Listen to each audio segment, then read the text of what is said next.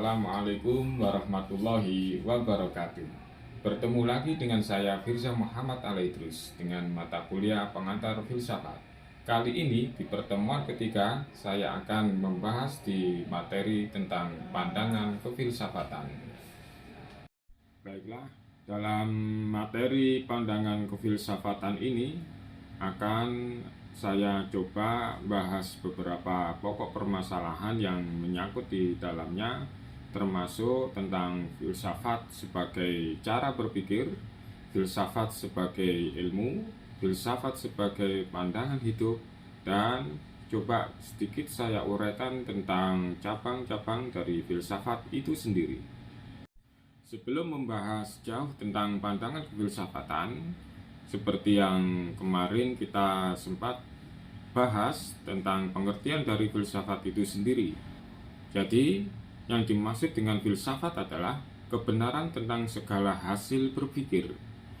Nah, menurut Suprapto Wirodiningrat dalam Surowijoyo menyebutkan ciri-ciri berpikir filsafat ada 3, yakni berpikir radikal atau berpikir mendasar, yang kedua berpikir spekulatif atau berpikir sistematis, yang ketiga universal atau menyeluruh. Nah, dari ketiga cara berpikir ini nanti akan coba kita kupas satu persatu bagaimanakah cara berpikir radikal tersebut atau berpikir secara spekulatif, dan yang selanjutnya berpikir secara universal. Yang pertama tadi adalah berpikir secara radikal atau biasanya kita berpikir secara mendasar. Apa yang dimaksud dengan berpikir secara radikal? Berpikir radikal adalah meragukan sesuatu sebagai kebenaran sebelum ada fakta yang membenarkan. Jadi, contoh dari berpikir radikal ini misalkan ada suatu rapat penetapan standar kompetensi sebuah mata pelajaran yang akan digunakan. Seringkali terjadi perbedaan pendapat dalam rapat tersebut.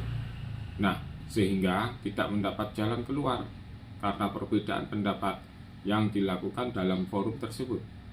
Untuk memecahkan masalah seperti ini, forum harus mencoba berpikir sampai ke akar-akarnya tentang tujuan kompetensi lulusan yang akan dicapai nantinya.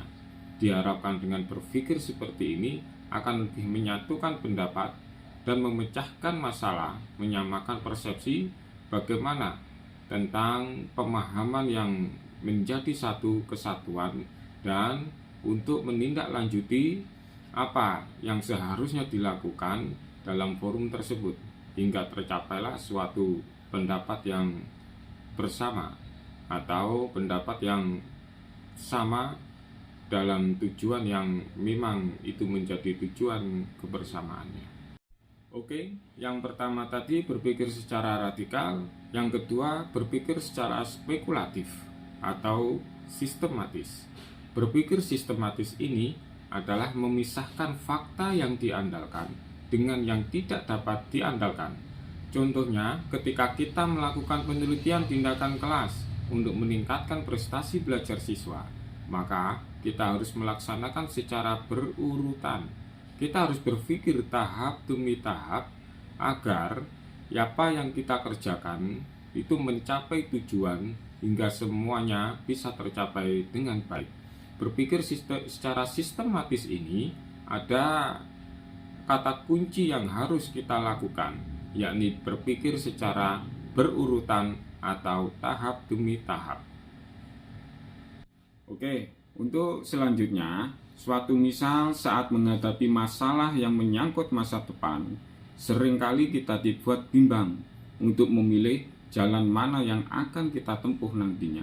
Sehingga untuk menyelesaikan masalah tersebut, kita harus berpikir secara umum dan bebas. Ingat, berpikir secara umum dan bebas adalah merupakan ciri berpikir filsafat yang nomor 3, berpikir secara universal atau menyeluruh atau berkaitan dengan aspek lain. Pandangan kefilsafatan seperti yang dijelaskan oleh Kabertens, Johannes Ohai Timur, dan Michael Dua dalam bukunya yang berjudul Pengantar Filsafat memberikan pandangannya tentang filsafat sebagai ilmu dalam menyajikan pertanyaan keilmuan, baik dari aspek ontologi, aspek epistemologi, maupun aspek aksiologi. Pokok bahasan yang berikutnya adalah filsafat sebagai ilmu. Apa sih filsafat sebagai ilmu itu?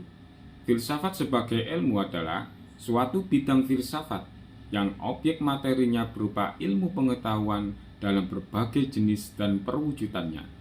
Nah, filsafat mengandung pertanyaan keilmuan. Yang pertama, ontologi, pertanyaan apakah? Yang kedua, epistemologi, bagaimanakah? Yang ketiga, aksiologi, kemanakah?